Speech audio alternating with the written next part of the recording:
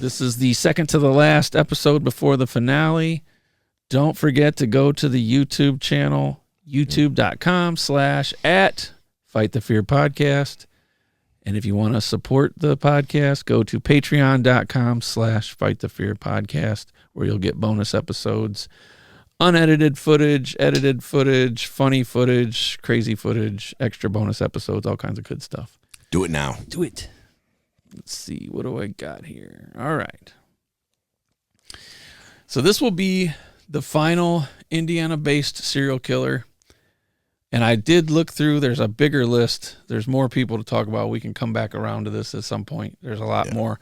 But this guy was all over this state. When I read through, I just kind of skimmed through. I didn't want to catch any of the heavy details. I wanted to be, because I want to be shocked by some of it, Right. Surprised, and we can unfold it or whatever. Mm-hmm. I started seeing so many city names. I was like, okay, he's definitely an Indiana boy. That's what we were trying to do, Right. Bring it back home. Yeah. This one's Larry William Eyler. December 21st, 1952. Died on March 6, 1994.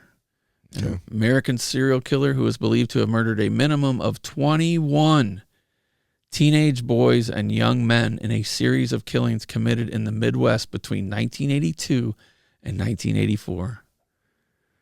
In 2 years? Yeah. Holy shit. Yeah, he's busy. dude. Yeah. Wow. But let me And that, that was our teenage years right there. The beginning of them. yeah. It's They're our preteen years, but still. Let me take a minute just to say Hello, motherfucker. and Cheers. say cheers. I was trying to see though. What do I have here? These guys get caught and then, they're like, It just isn't fair. but you got to deal with it. Don't do the crime if you can't do the time. Absolutely. Yeah, so that's a prolific killer, as they say. Quick. 20 Quick, man. In 2 years. Yeah, quick. Let's get into this. He was convicted and sentenced to death by lethal injection for the 1984 kidnapping and murder of 16-year-old Daniel Bridges. He later voluntarily confessed to the 1982 murder of 23-year-old Stephen Agan, offering to also confess to his culpability in 20 further unsolved homicides if the state of Illinois would commute his sentence to life imprisonment without parole. So they were working on a deal, and that's what we said before. Like a lot of times, a lot of these guys will have several more that you didn't know about until you got caught. Mm-hmm. Eyler died of AIDS-related complications in 1984 while incarcerated on death row. Shortly before his death, he confessed to the murders of 20 further young men and boys to his defense attorney, Kathleen Zellner. Although he denied being physically responsible for the actual murder of Bridges, who he was sentenced to death for, which he insisted had been committed by an alleged accomplice in 5 of his homicides, Robert David Little. With her client's consent, Zellner posthumously released Eyler's confession following the formal announcement of his death. Eyler was known as the interstate killer and the highway killer due to the fact many of his confirmed and alleged victims were discovered across several Midwestern states in locations close to or accessible via the interstate highway system. So before I go into that, let's look at this a little deeper here. So we've got a mugshot of him. Here, take a look. Does he look like the type? Sure does. After you know it, right? Oh, yeah. Okay. That's tough sometimes when you see somebody and you go, I just don't see it. And then you hear what they did and you go, holy crap, they fooled me. Right. And how many people do you see every day that look like that? Yeah. And you never know. Yeah. Never Average Joe. Mm-hmm. Born Larry William Eyler, December 21st, 1952, in Crawfordsville, Indiana.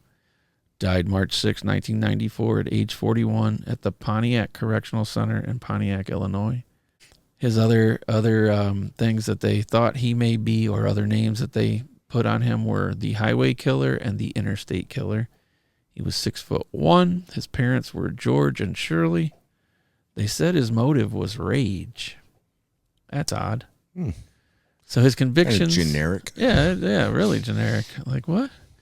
But maybe it's rage. We'll get into it. Maybe there's something that happened in his youth here. Right. But before we do, it says he was convicted in Illinois of murder, aggravated kidnapping, concealment of a homicidal death, and in Indiana, he was convicted of murder.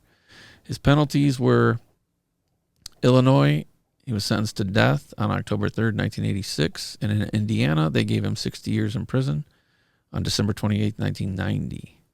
So that must have been when he cut this deal or whatever. 21 plus victims. I'm going to tap this little thing here to see, because it came out after his death. So he wasn't convicted for the 21. Right. That's what he admitted to. Right. Or attributed to. And the span of crimes were October 23rd, 1982 through August 19th of 1984. Illinois, Indiana, allegedly in Kentucky, and allegedly in Wisconsin.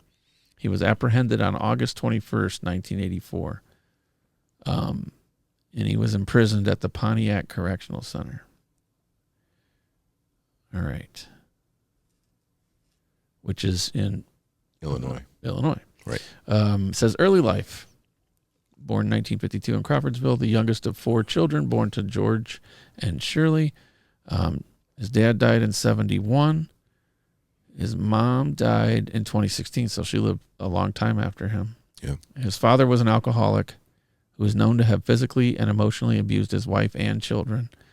Eyler's parents divorced in mid-1955, which is doesn't seem like that would have been a good time for divorces back then. Like the 50s didn't seem like... Yeah, very conservative back then. Yeah. A lot more. I'm sure the numbers were a lot less than they are now. But yeah. Eyler and his sister were regularly placed in the care of babysitters, foster families, or simply left in the care of 2 older siblings, the oldest of whom was age 10, as their mother struggled to financially support and provide adequate care for the 4 children, working 2 jobs as a waitress and in a factory on weekdays, and occasionally in a bar on the weekend. Nonetheless, when Eyler and his sister were in the care of foster families, their mother would frequently visit her 2 youngest children, and Eyler would claim these separations and reunions brought the family closer. In 1957, Eyler's mother remarried. This marriage lasted 1 year before the couple divorced. His mother married for a 3rd time in 1960. Although the couple divorced 4 years later, she married a 4th time in 1972. Eyler's father and his first 2 stepfathers drank heavily, and he and his siblings were subjected to frequent abuse. One of his stepfathers frequently held Eyler's head beneath scalding water as a form of discipline. Ouch. Eyler attended St. Joseph's School in Lebanon, Indiana. Although tall for his age and active in sporting activities, he was regularly targeted by bullies due to being from a poor family and his parents having divorced, frequently leading to his sister, Teresa, confronting her brother's tormentors. Eyler was viewed by teachers as a quiet yet likable pupil with very few friends. Due to his increasing stubbornness and erratic behavior, Eyler's mother placed him in a home for unruly boys in 1963. He found this experience emotionally devastating and within weeks had tearfully persuaded his mother to allow him to return home. Shortly thereafter, Eyler underwent psychological tests which revealed him to be of average intelligence, although suffering from severe insecurity and holding an extreme fear of separation and abandonment. Deducing these fears sourced from his home life, staff recommended Eyler be temporarily placed in a Catholic boys' home in Fort Wayne, Indiana. He remained at this residence for 6 months before he returned to the care of his mother. So I definitely could see where rage could start welling up there from someone being able to control you physically, emotionally, with his mom leaving all the time and not being around, his dad not being there in his life, seeing other kids making fun of him or whatever, because that's not the case. I mean, when I was a kid, my parents split up. I didn't suffer any bullying over it. I had 3 older brothers, but I do empathize the absence of the 2, whether, it's from divorce or later on my mother died, things like that. You had, when everybody's not there, it's just not right. There's something off. The balance is off. Yeah. Correct. Yeah. And he goes to the boys' school, and I can imagine the fresh meat, the new kid, whether it's sexual abuse or just violence against him, and they're not even giving us details on any of that, and I'm sure. Right. No, we can just imagine it's not a good place, and if he's begging to come home, he's not having a good time there. When he reached puberty, Eyler discovered that he was homosexual. He was open about his sexuality, but only to his family. And although he struggled with deep-seated feelings of self-hatred regarding his sexual orientation. There it is. That's seems to be a common thing. Right. It's odd, and this one's an odd one because he was open about it to his family, whereas a lot of the guys were definitely closeted. Right.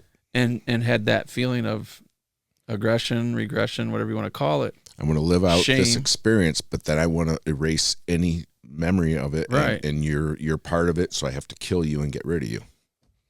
Yep. Where this one's a little different. Like he told his family, right. And he's got the support of his family, but I guess he's feeling this social pressure or whatever. It says that throughout high school, he occasionally dated girls, although none of these relationships became physical. Having been somewhat religious since childhood, Eyler did confide to some close acquaintances how he struggled to accept his sexuality. In part due to his lackadaisical attitude towards schooling, Eyler failed to graduate from high school, although he did later obtain a General Education Development Certificate, GED. Right. Shortly after leaving college, Eyler obtained employment as a private security guard in the Marion County General Hospital. He worked in this job for 6 months before losing the position and finding alternate work within a shoe store. While employed there, Eyler began familiarizing himself with Indianapolis's gay community, frequenting gay bars and frequently engaging in casual liaisons with men. Now, before I go any further, you know what's wild here? Stop right there. The I-70 killer was in that 4-block square in Indianapolis of gay bars. Yeah. And it was around this time, these years. Wonder if they crossed paths and didn't know it. And that's why this guy also got called the highway killer as well. Because remember I said there were several other people right, that they had thought. Wow. You get confused and you call too many the highway killer. Like, wow. But yeah, that's very They could have crossed paths for sure. And this guy wouldn't have. He did not meet the other guy's MO. Chosen victim because the type that he had was like the younger, boyish, effeminate guys that he knew he could overpower, whereas this guy was a bigger guy. That's why. I did not even think about them guys crossing paths. So while in the employment, and Eyler began familiarizing himself with the Indianapolis's gay community, frequenting the gay bars and frequently engaging in casual liaisons with men. Several of these individuals noted Eyler averted his eyes from his partner during intercourse while shouting profanities such as bitch and whore, leading many to believe Eyler was fantasizing his partner was female. Now, here's another one of these conditions. Was it Baumeister had the pee fetish? Yep. Okay, here's a new one. Paraphilia. It's a leather fetish. Okay. By the bondage, maybe, or not even that far. It's just the leather, the fabric. Let's find out. By the mid-'70s, Eyler was well known within the gay community of Indianapolis, particularly among those with a leather fetish. Several acquaintances within this community described him as a good-looking, laid-back guy and avid bodybuilder who was close to his mother and sister, although others who had engaged in sexual activity with him described him as an individual with a sadistic streak and violent temper,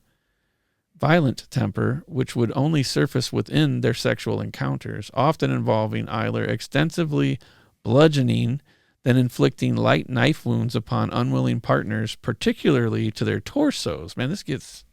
light knife wounds. I'm going to lightly cut just you. Merely scratches. Call you a bitch. Eyler primarily worked as a house painter by this time. And although never having served in the military, he was fond of wearing Marine Corps T-shirts. He resided in a condominium in Terre Haute, Indiana, with a 38-year-old library science professor named Robert David Little, whom he had first met in 1974 while studying at Indiana State University. The relationship between the two men was platonic, with Eyler viewing Little as something of a father figure.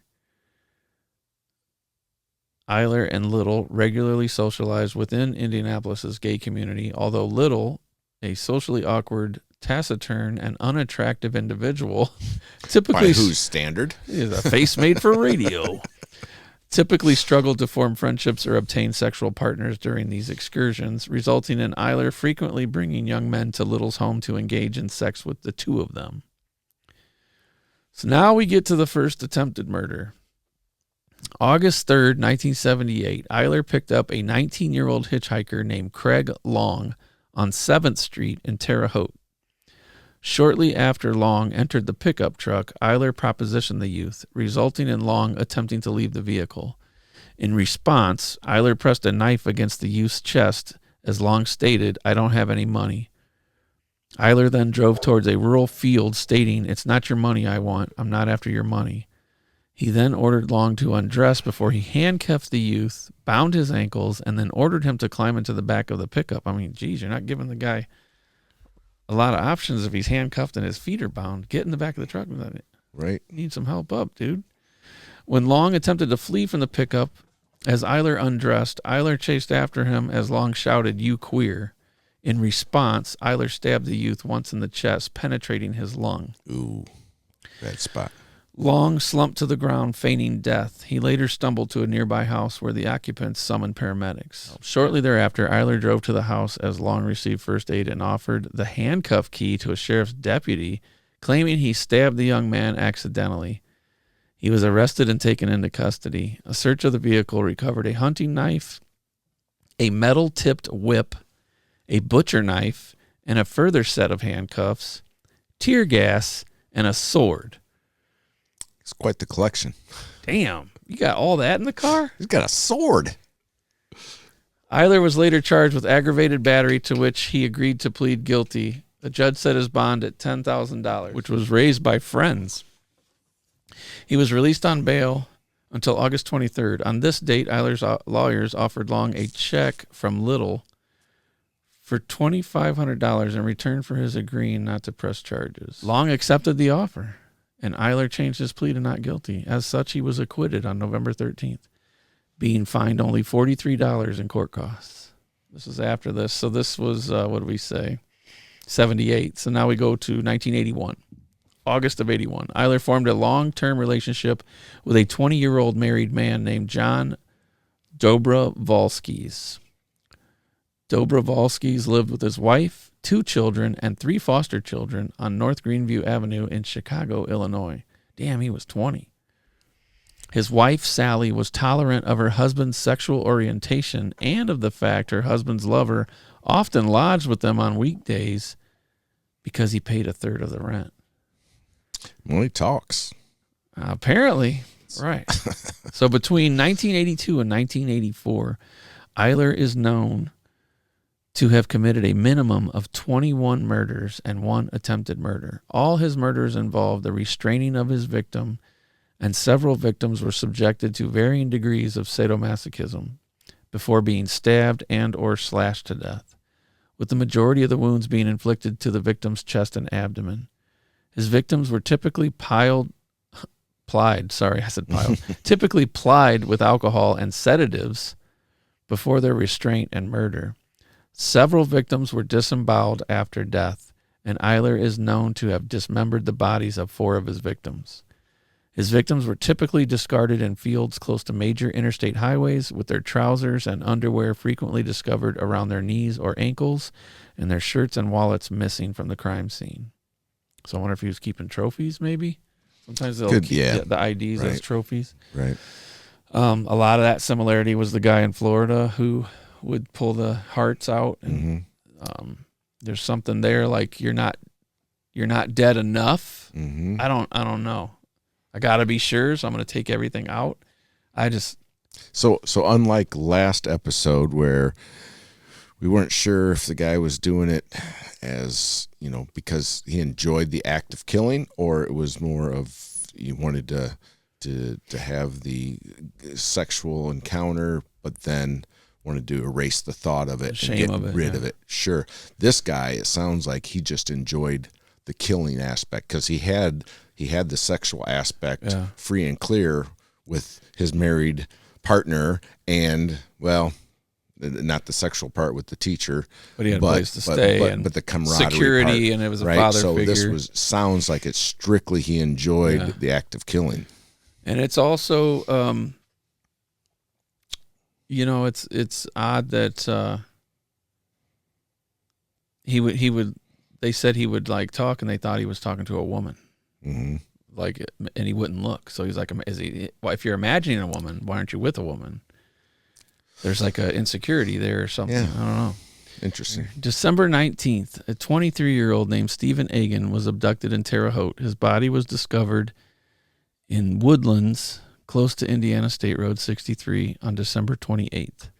An examination of the outbuilding of an abandoned farm close to the crime scene revealed several traces of human flesh upon the walls in areas where plaster had been damaged, leading investigators to speculate Egan had been suspended against the walls of this property as his murderer had inflicted injuries upon his body. Noting the extensive mutilation upon Egan's abdomen, chest, and throat, the coroner who performed this autopsy referenced the tremendous rage Egan's killer had exhibited upon his victim in his autopsy report, adding a likelihood of there being more than one perpetrator in this murder. The FBI developed a psychological profile of the unknown killer, whom they predicted to be a white male in his late 20s or early 30s who worked in a menial profession and who presented a rough exterior in part to his self-hatred regarding his sexual attraction to other males. The individual would project a macho image and seek the company and approval of other masculine males in order to feel a sense of belonging. And as such, this individual would frequent redneck bars, quote unquote, and be something of a night owl, yet live on the edge of homosexual panic, always fearful of being labeled by others. Due to this fear, this offender may express a hatred of homosexuals in order to mask his own sexual attraction to those from whom he sought acceptance. There it is. Furthermore, the FBI predicted that upon completion of a murder, the offender would symbolically erase the act by making a rudimentary effort to cover his victim with leaves or soil, and that this individual likely had a middle-aged, middle-class, and markedly more intelligent accomplice in several of his initial homicides. Now, see, that didn't occur to me, but maybe that's what was happening with that teacher. On September 30th, Eyler was arrested in Lowell, Indiana for a routine traffic violation. He had been in the company of a young hitchhiker at the time of his apprehension, and both men were arrested and detained for questioning at a Lowell State Police Post, with Eyler initially being detained upon charges of soliciting a young male for sexual purposes after a sergeant named William Cothran, without Eyler's consent and before informing him he was under arrest, had searched his Ford F-Series pickup at the roadside and discovered 2 sections of nylon rope. His vehicle was impounded.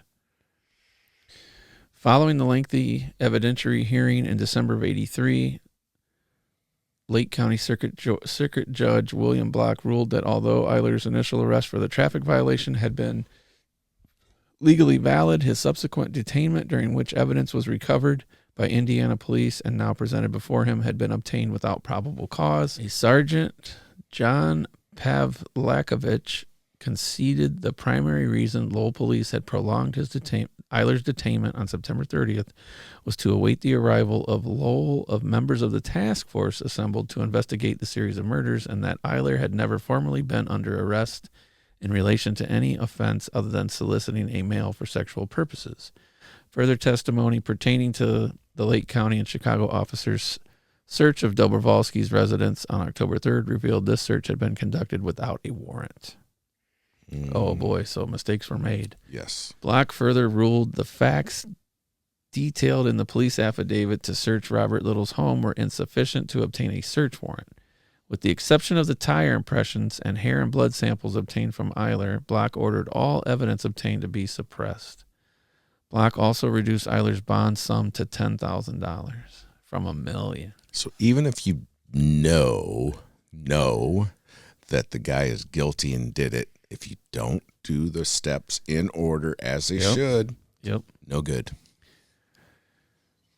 So as a result of this ruling, Eyler was freed from custody on February 6, 1984. His family and Robert Little having paid the reduced bond fee. Terms imposed upon Eyler's bond stipulated he was unable to leave Illinois. In attempts to appeal this ruling, prosecutors submitted several legal challenges, including an appeal against the suppression of the evidence to the Supreme Court of the United States. These appeals were unsuccessful. 4 weeks after his release from custody, Eyler permanently relocated to Chicago, moving to an apartment complex in Rogers Park, with Robert Little purchasing the furniture within the property and paying the weekly rent and purchasing a new set of tires for his truck. And there was never anything between these two, right? So they say. That's what they say. Okay. At his lawyer's request, Eyler refused to provide John Dobrovolsky with his new address, although his lover soon discovered where he lived. So now this was February of 84. So now we have the case of the murder of Daniel Bridges. At approximately 10:30 p.m. on August 19th, 1984, Eyler lured 16-year-old uptown youth named Daniel Bridges to his apartment.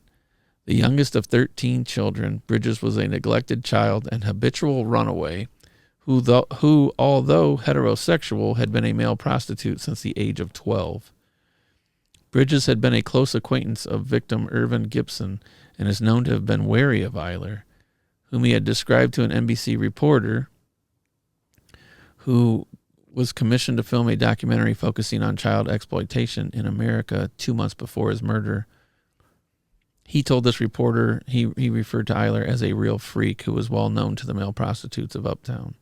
Inside Eyler's apartment, the youth was bound to a chair with clothesline before he was beaten, tortured, and then stabbed to death. Eyler then dismembered Bridges' body in his bathroom. His body was cut into 8 pieces, each of which was completely drained of blood before being placed inside 6 separate plastic bags. The dismembered body of Daniel Bridges was discovered by a janitor on the morning of August 21st, 1984. His remains had been placed inside a garbage dumpster close to Eyler's apartment and within a unit not intended for usage by tenants with Eyler's apartment complex. Believing the bags to have been illegally dumped, the janitor chose to remove the bags from the garbage to inspect the contents.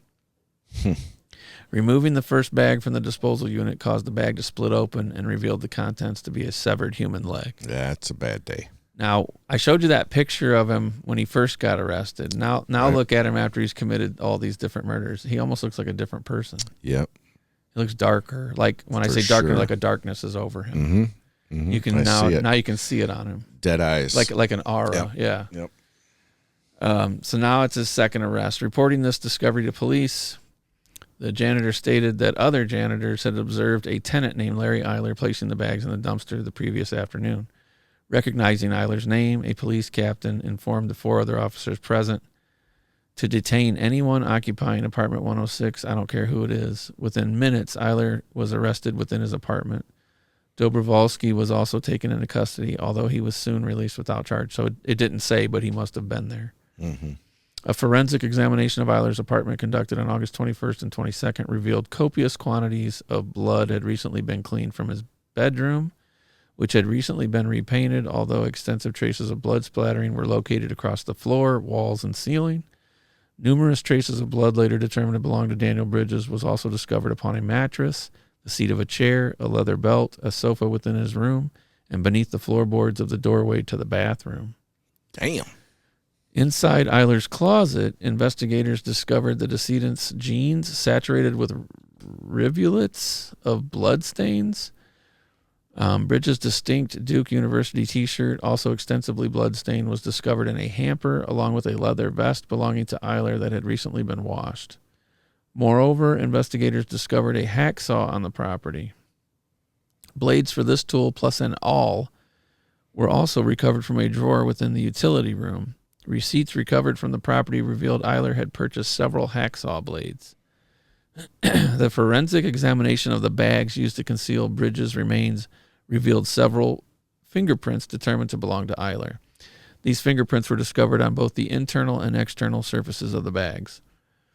On August 24th, investigators conducted a luminol test inside Eyler's now empty apartment. This test revealed extensive traces of blood in the bedroom.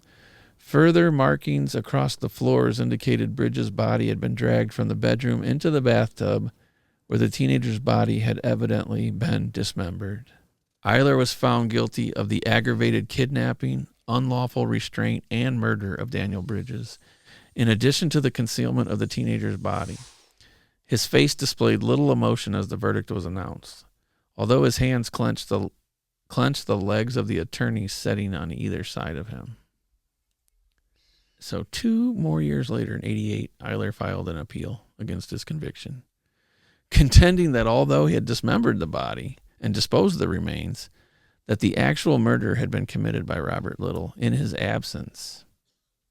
So he was trying to throw the teacher under the bus. Yep. This guy that's I gotta think there was something whole way there. Through, paid for so much for him and helped him out so much. I gotta think there was something there. Yeah, you're right. The appeal was heard on May 10th, 1989, but later dismissed on October 25th. So Eyler agreed to confess and testify against the alleged accomplice on the condition he be given a fixed term of imprisonment as opposed to a further death sentence. They actually accepted it. That had some twists in there. Yeah, that whole little connection there, it just started out as maybe sort of just a fatherly figure or an elderly uncle figure, and now it's I had no idea that was going to come up. Way more. I had no idea that was going to come up. Mm-hmm. They just said he lived with the dude. The dude took care of him. But and I could kind of see it being where it's like the guy's insecure. He's older. He's got the crush on the younger guy, but he doesn't want to put him out because he's not putting out. So he doesn't want to be a dick. So I'll let him stay with me. Right. But it's way more than that. Yeah. It's twisted. And he got said hints of that along the way. He starts paying for all this stuff and going out of his way. And he said the ritual it was too fast. Yeah. And that makes perfect sense when you add up. Things add up. Like sure. The different stages before he would kill him, the number of stabs, the lashings, the tying them up and all that. It's just, gosh, such a compelling argument to say that it's probably some truth in there. Oh, yeah. About the teacher. I would say so. A little grain of truth. We were already getting glimpses of that picture well before that. Well, this one's for the victims right here. I'm going to tip one up for them. You can judge whether or not you think somebody lives right or wrong, but nobody deserves to be tortured and cut up and stabbed till things are coming out of your body. Yeah. Nobody deserves that. On that note, we're going to end this episode, but our finale episode is coming up next, and it's going to talk about something a little different, a little lighter, I hope. Something that I didn't realize was such a big thing with people. And you brought up the idea in a previous episode we were talking about last meals because the last meal came up. Sure. And we're like, what are the top last meals, or what were some of these famous serial killers' last meals? So I'm going to have a big list for you next time. And we're going to go over that as our season finale comes to a close. And, we move on to bigger and better things that we'll announce in the next episode. The finale, season 4 episode, will make a good announcement about the future of Fight the Fear podcast and cool things coming up. Sounds in great. 2025. So thanks for listening. Go put a thumbs up on this. Go check out the video on YouTube. Put a thumbs up on it. Share it with your friends and family. Tell everybody we're coming out with this amazing and great piece of entertainment. We are going to obviously spin away from serial killers and talk about other things as they come. And maybe it'll be a little more random. It won't be like a successive series. I was doing like seasons of a particular subject. It'll just be kind of an intertwined theme throughout the rest of the year of next year anyway. Yeah. And I just want everybody to be there with us. Absolutely. YouTube.com/@FightTheFearPodcast. patreon.com/fightthefearpodcast. And let's have some fun. Let's lighten the mood. And all right. Thanks, everyone. We'll see you guys next time. I don't want to hit the wrong.